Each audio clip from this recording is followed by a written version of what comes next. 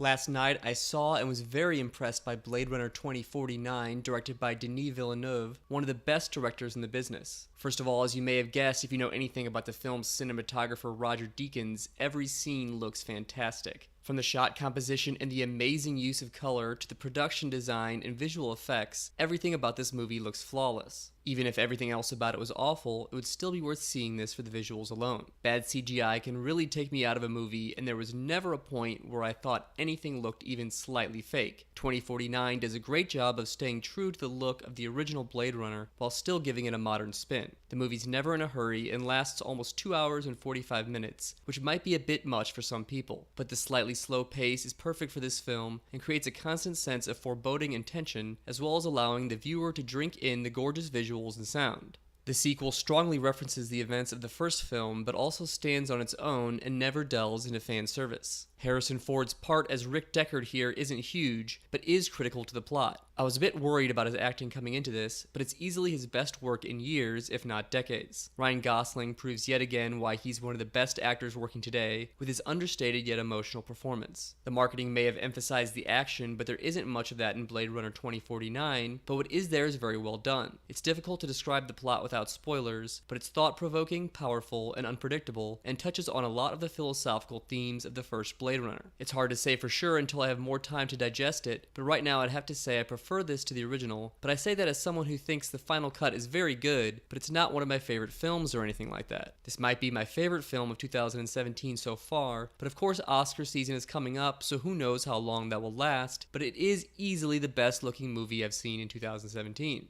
I give it a 9.5 out of 10 since I can't think of any notable flaws, and so many things about this movie are brilliant. Blade Runner 2049 is a shoo-in for a Best Cinematography Oscar nomination, and a lot of people are saying it might earn Deakins his long-awaited first win. There's a slight possibility it gets a Best Picture or Best Director nomination as well. I'm sure it'll get some technical nominations, but almost certainly none in the acting or screenplay categories. Reviews have been very positive, and Blade Runner 2049 has an 88% score on Rotten Tomatoes. Industry projections put the film on pace for a $100 million global opening, and I really hope this film does well so we can continue to see big budget cerebral science fiction in the future. That's all for this review. Thanks for listening.